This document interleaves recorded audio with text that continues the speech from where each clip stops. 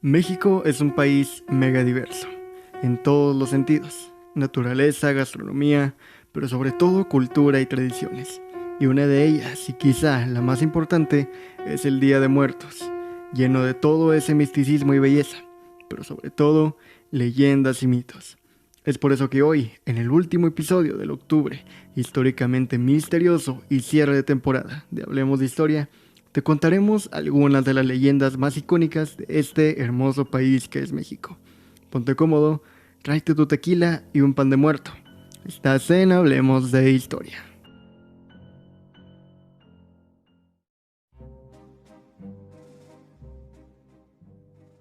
En el mero norte del país, en la hermosa ciudad de Chihuahua, se encuentra el maniquí más famoso de México.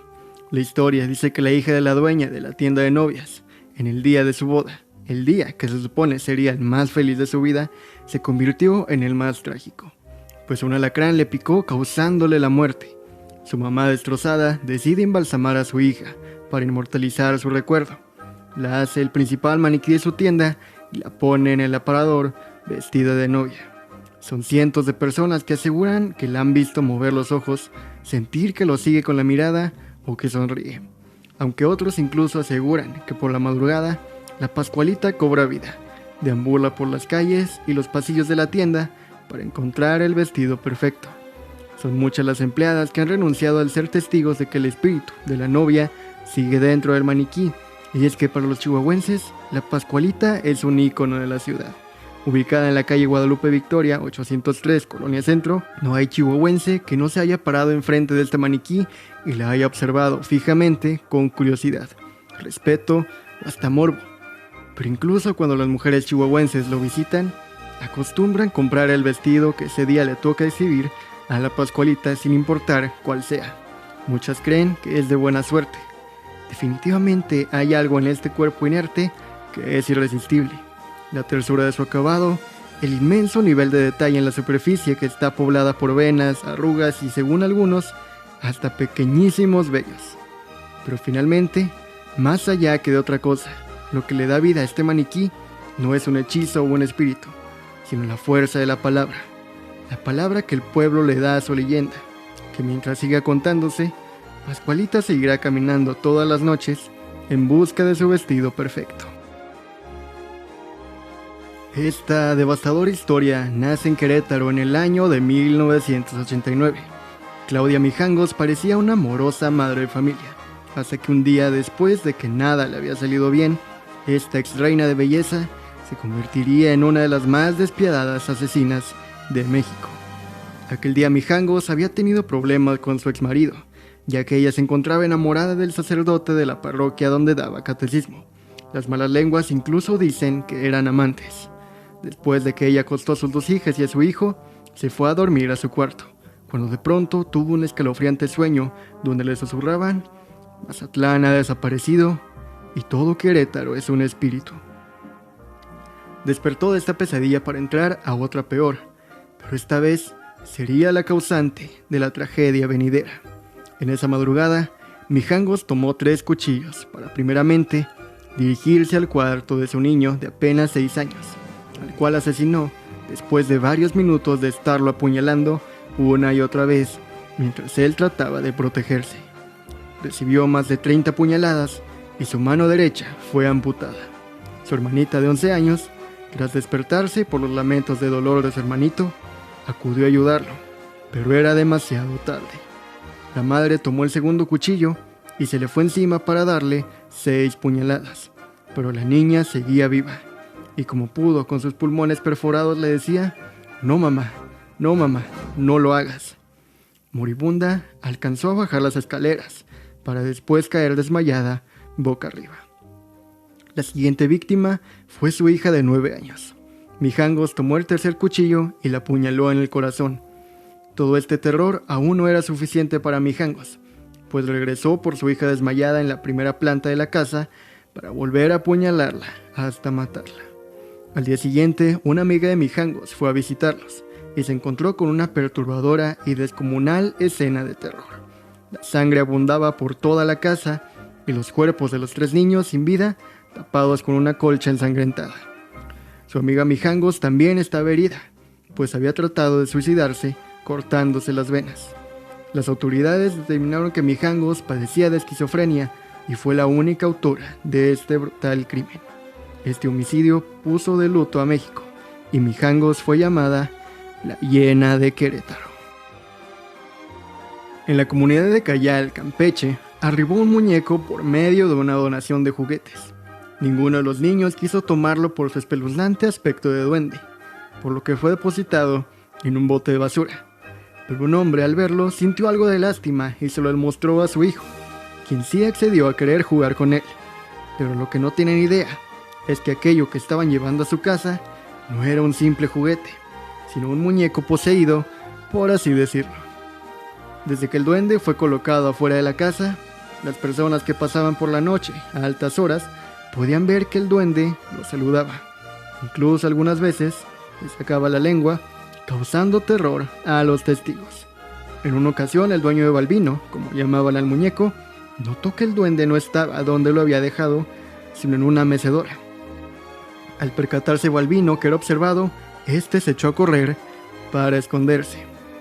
Después de estos paranormales sucesos, la familia llevó una curandera a su casa, la cual les explicó que su muñeco estaba poseído por un alush. Los alushes son pequeños seres mitológicos parecidos a los duendes. Cobran vida mediante rituales y son convocados generalmente por los campesinos para asegurar una buena cosecha. Los alushes pueden ser buenos o malos, todo depende de cómo se les trate, por lo que se recomienda dejarles ofrendas y construirles una milpa, es decir, una casita con puertas y ventanas. Se dice que al pasar los 7 años se debe encerrar al alush en su milpa para siempre, pues de no hacerlo, este comenzará a ser malvado. Al saber que su muñeco era tan especial, la familia le construyó un altar donde habitantes del poblado y foráneos le comenzaron a visitar para pedirle milagros y favores, a cambio de generosas ofrendas como cigarros, alcohol y golosinas. Existen los afortunados que han visto cobrar vida a Balbino, quien crece hasta 3 veces su tamaño cuando se manifiesta. Son muchas personas que se han llevado una grata experiencia en su encuentro con el sobrenatural muñeco, pero hay quienes no tanto, pues Balbino no tolera los insultos ni el rechazo. Quienes se han burlado de él han terminado gravemente enfermos. Actualmente Balbino reside en Mérida, donde presta sus servicios a su nuevo dueño. Si quisieras conocer un alush, ellos habitan en los estados de Quintana Roo, Yucatán y Campeche, además de ciertas zonas de Guatemala y Belice. Dice la leyenda que hace muchos años existió una solitaria viejita de gran corazón, la cual le abrió las puertas de su casa a los niños pobres de la localidad para brindarles comida, cobijo y amor. Lamentablemente, los niños no valoraban el desinteresado esfuerzo de la tía Toña, por lo que se la pasaban haciéndole la vida imposible, hasta que un día Toña enloqueció y comenzó a golpear a cada uno de los niños hasta matarlos, para posteriormente aventar los cadáveres al río. Cuando la cordura regresó, la tía Toña, llena de arrepentimiento, sube a su cuarto y se suicida. La casa se puede encontrar en el bosque de Chapultepec, en la Ciudad de México, donde lamentablemente esta trágica historia no ha llegado a su fin, pues muchas personas que van en busca de la casa de la tía Toña tienen fatales desenlaces, como el caso de 23 jóvenes que cayeron por la barranca en camino a la maldecida casa. ¿Pero por qué es tan peligroso tratar de llegar a la casa de la tía Toña? Porque el camino de la casa está lleno de barrancas, poca iluminación y todo el trayecto está lleno de niebla. Además de que es bien sabido que Toña odia recibir visitas, por lo que hace de las suyas para evitar que los visitantes logren entrar al embrujado lugar. Los testigos que han logrado sobrevivir a la rabia de la tía Toña mencionan que desde que se encuentran en el bosque se pueden escuchar los lamentos de una mujer y las tétricas risas de los niños. Conforme más cerca están de la casa, se pueden escuchar que grandes objetos caen en el río y cuando finalmente cruzan el arriesgado puente indispensable para llegar a su destino, se puede apreciar el furioso rostro de una anciana que se asoma por la ventana. Uno de los rumores es que el cuerpo de la tía Toña sigue en la casa y que su alma ha sido condenada a ser molestada por los niños que ella, despiadadamente, asesinó. Esta, más que una historia, es una experiencia y fue enviada por un escucha que prefirió quedarse en el anonimato y dice así. Era una tarde normal, ya era hora de irme al trabajo, así que me listé, comí y me fui a la plaza comercial donde trabajaba. Bajé del auto y estaba del lado contrario a la plaza, en el paso peatonal, y me disponía a cruzar, cuando de repente, enfrente de mí pasa un ente, completamente horrible. Me quedé pasmada, no podía moverme, no podía gritar, ni siquiera respirar. Se me iba el aire y sentía como la sangre de mi cuerpo abandonaba el mismo. Era una cosa horrible. Tenía una amplia sonrisa, con cientos de dientes. Era alto, tenía la piel quemada y las piernas torcidas hacia adentro, unos ojos rojos y profundos, y se me había quedado viendo. Y fueron unos segundos, y él estaba justo enfrente de mí, viéndome fijamente. Sabía que lo podía ver, sabía que estaba a punto de desmayarme, cuando me sonrió. Con esos dientes, solo se fue. Se nubló la mirada, mis piernas perdieron fuerza, y caí al suelo de rodillas. Y trataba de recuperarme. Mi corazón iba a 1000 por hora. Después de unos segundos, mi pulso se normalizó. Mi vista y mi fuerza volvió, y volví a tener noción de mí. Subí la mirada volteando por todas partes, buscando respuestas. Pero no. Me levanté y crucé la calle aún temerosa, y entré a la plaza. Después de eso, ya no volví a ver nada igual. Jamás lo conté, pero ahora siempre me da miedo tardar al cruzar la calle. Tengo miedo de volverme a topar al sonriente rojo. México tiene una gran tradición de chamanes, hechiceros, curanderos y nahuales. Todos los pueblos y ciudades de nuestro país tienen al menos un nahual. Su nombre náhuatl es nahuali, lo que significa lo que es mi vestidura o piel. Se refiere a la habilidad del nahual de transformarse en una criatura mitad hombre, mitad animal.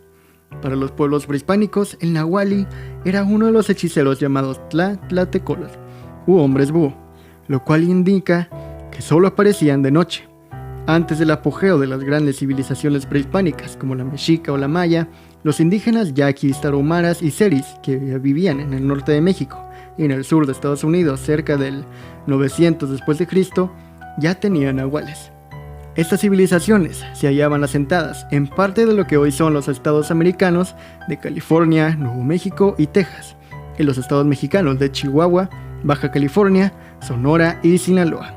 Ellos creían que si un hombre puede llegar a conocer su espíritu primitivo o nahual, entonces lo podía usar para curar a la gente y practicar la magia.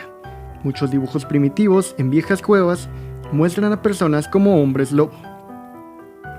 La cosmovisión mexica, los nahuales eran protegidos por Tezcatlipoca, el señor de la noche. La leyenda cuenta que un nahual podría desprenderse de su piel y transformarse en una de estas criaturas. Hay relatos que vienen de la época colonial y que han llegado hasta nuestros días gracias a la tradición oral, en los que cazadores mexicas y españoles contaban que durante la noche habían matado a un animal y al amanecer el cadáver se había transformado en el de un hombre. El nahual deja su forma humana por un tiempo determinado para adquirir la de un animal elegido. Existen varias versiones de cómo se logra esta metamorfosis. Una asegura que el brujo simplemente desaparece y se encarna en el animal a voluntad. El chamán afirma ser capaz de incorporar su conciencia al cuerpo de un animal ya existente. Sea de una forma u otra, hay una afinidad psíquica, una especie que parentela el alma entre el chamán y el animal, en el que se transforma como si se tratara de un avatar. Otra dice que se fragmenta, para lo cual se desprende de modo deliberado de una parte de su cuerpo, los ojos, las piernas, un brazo o incluso los intestinos. De este modo, si se quiere acabar con un nahual, el mejor método es seguirle y observar dónde realiza su transformación, robarle la parte del cuerpo de la que se desprendió, ya que de este modo le será imposible volver a su forma original y al amanecer morirá. Otra afirma que el cuerpo dormido del brujo permanece en su casa, mientras que su espíritu vaga en la figura del animal. En este caso, para evitar que alguien toque su cuerpo dormido, el nahual debe dar 7 volteretas. Los españoles decían que el nahual solo podía transformarse durante la noche y atacaba a sus hijos con hechizos infernales. La Santa Inquisición persiguió a los nahuales durante mucho tiempo, pero la gente creía en su poder y a veces los protegían, especialmente en las comunidades indígenas.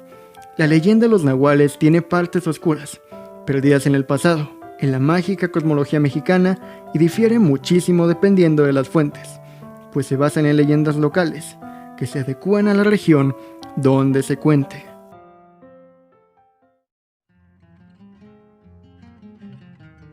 Desde el México colonial y hasta ahora, La Llorona hace referencia a una leyenda que tiene como protagonista a una mujer de cabello largo que, vestida de blanco, se aparece de noche, a veces en las encrucijadas de los caminos, llamando con desgarradores llantos y lamentos a sus hijos.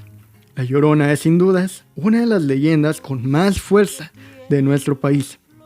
Se asocia más fuertemente con la cultura mexica, pues su aparición está relacionada con los presagios funestos que anunciaron la llegada de los españoles al México antiguo, algo sobre lo que te contaré más adelante.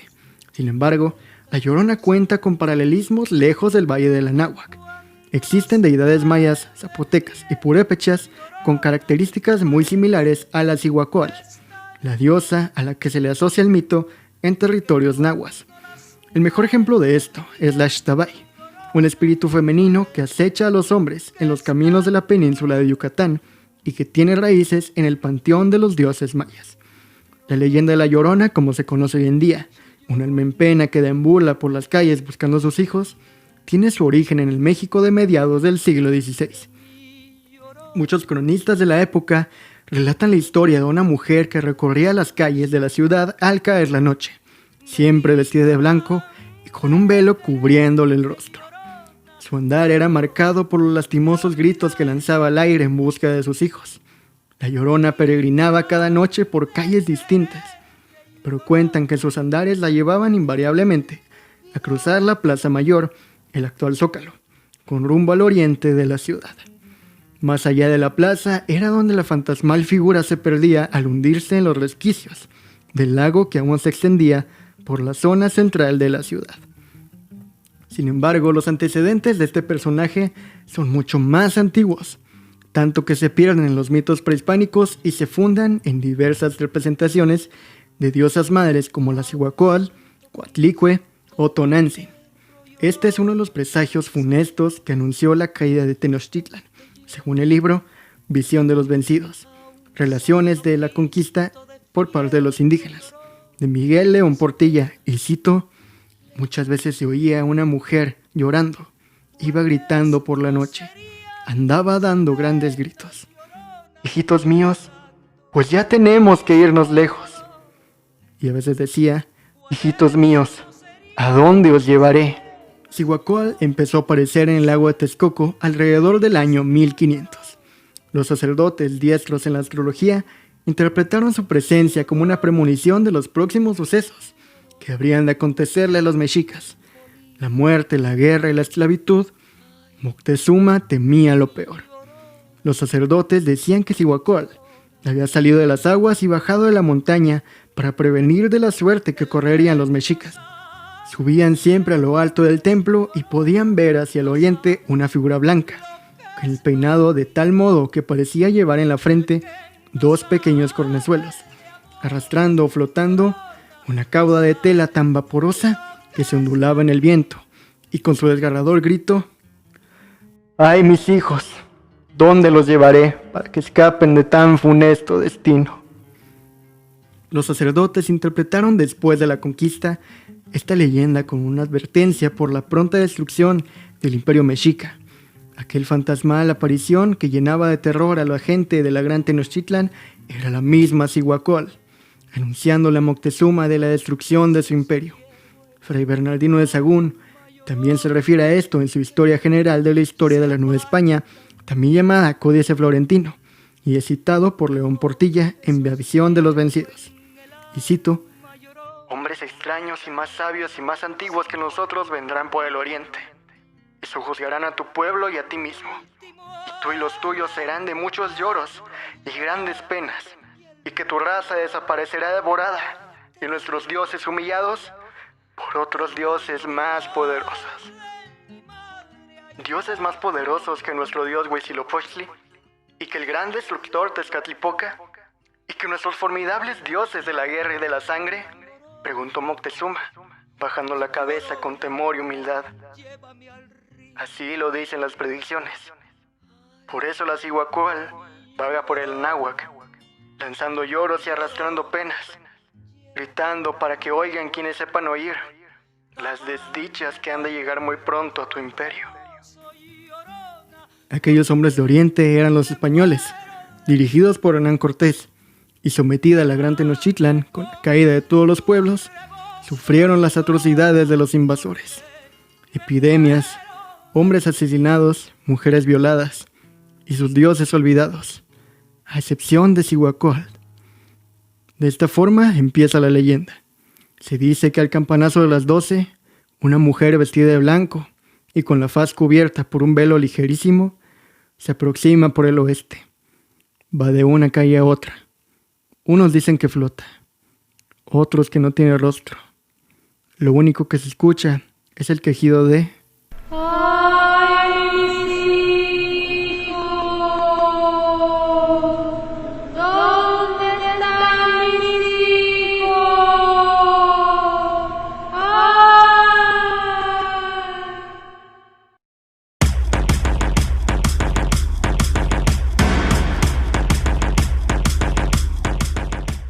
Hoy y mañana en México celebramos el Día de Muertos, una tradición milenaria en la que honramos a todos nuestros difuntos y su memoria, sus costumbres y su presencia, algo que es tan humano y tan fascinante que no podría celebrarse en otro lugar que no fuera México.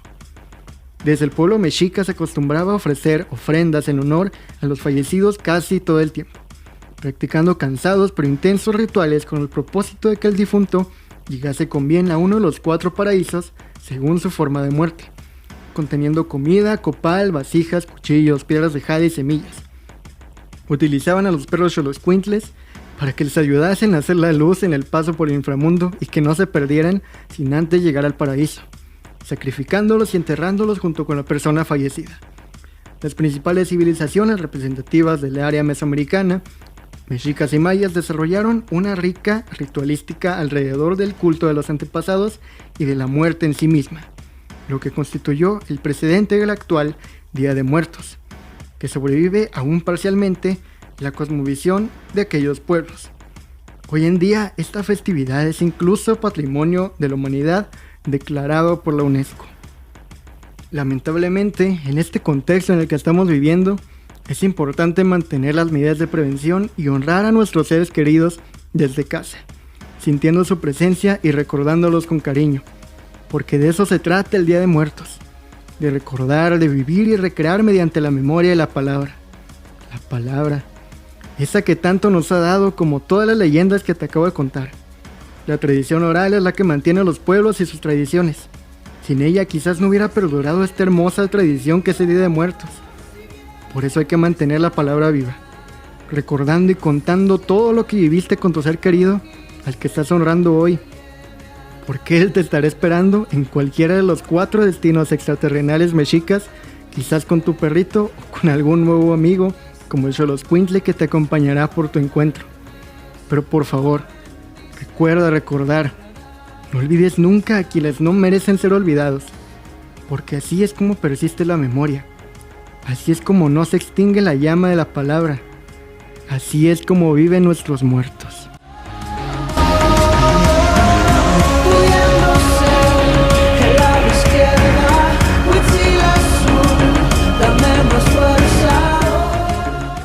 Muchísimas gracias por haberme acompañado a lo largo de este mes. A lo largo de 9 episodios especiales en donde repasamos varios sucesos peculiares y paranormales de la historia. Un mes en el que crecimos muchísimo como podcast.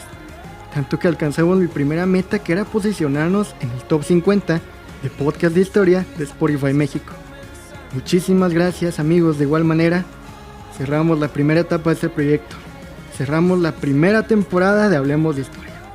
31 episodios sin falta cada semana, y sin falta cada semana ustedes los escuchan. En serio, muchísimas, pero muchísimas gracias. Pero en fin, traerles 2 episodios por semana no es nada fácil, amigos. Es por eso que la próxima semana no habrá episodio. Yo también necesito descansar.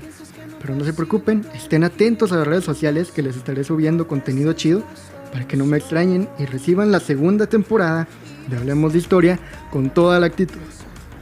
Ya saben, Instagram como Hablemos Podcast, podcast con doble T, Facebook como Hablemos de Historia, suscríbete en YouTube, sígueme en Spotify y donde quiera que estés escuchando esto. Muchas gracias por haber escuchado, amigos.